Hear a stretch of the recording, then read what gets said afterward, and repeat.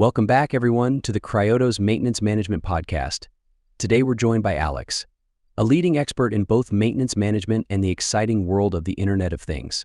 Alex, thanks for joining us today. Thanks for having me, Bruce. It's a pleasure to be here and discuss the fascinating world of equipment reliability. Absolutely. Now, Alex, equipment failure can be a real headache for any organization. It disrupts workflows, impacts production, and chews into profits. But the good news is, there are ways to improve our equipment's reliability and prevent these headaches. You're absolutely right, Bruce. In fact, I've identified 7 key strategies that can significantly boost your equipment's uptime and performance. 7? That's fantastic. Let's dive into them. What's the first one? The foundation of everything is data quality. We need accurate information about our equipment's condition and performance to make informed decisions. This includes collecting data from historical maintenance records, sensor readings, and even operator feedback. That makes perfect sense. Without good data, we're flying blind. Exactly. Next, we need to prioritize our assets. Not all equipment is created equal. Some machines are critical to our operations while others might be less so. By ranking our assets based on their importance and potential impact on the business, we can focus our efforts where they matter most. Excellent point, Alex. And what about the actual maintenance work? That's where we can leverage technology. By improving the effectiveness of maintenance tasks, we can move beyond simple reactive repairs and embrace proactive strategies like preventive or predictive maintenance. This could involve using tools like CMMS software, condition monitoring sensors, and even AI-powered analytics. Now that's getting into some cutting-edge stuff.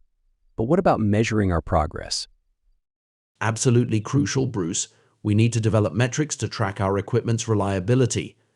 This could include parameters like mean time between failures or overall equipment effectiveness. By tracking these metrics, we can identify areas for improvement and gauge the effectiveness of our strategies. So far, these are all fantastic tips, Alex. Now, some might argue that simply having backup equipment is the best way to ensure uptime. What are your thoughts on that?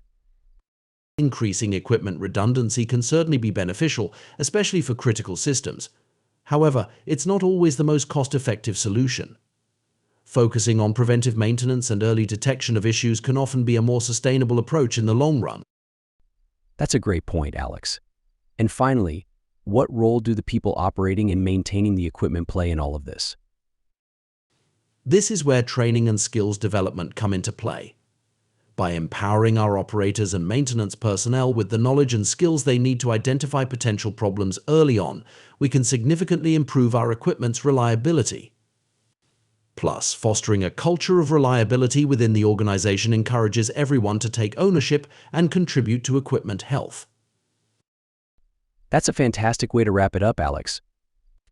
These 7 strategies: data quality, asset prioritization, effective maintenance, performance metrics, strategic redundancy, skilled personnel, and a culture of reliability form a powerful arsenal for boosting equipment reliability and keeping your operations running smoothly. Absolutely, Bruce. By implementing these strategies, organizations can significantly improve their equipment performance, minimize downtime, and ultimately achieve greater operational efficiency and profitability. Thanks again for joining us today, Alex. This has been a highly informative discussion. My pleasure, Bruce. Remember, improving equipment reliability is a journey, not a destination. It's about making small, continuous improvements that add up to big results over time. Wise words to end on. And thank you, listeners, for tuning in. Until next time, keep those gears running smoothly.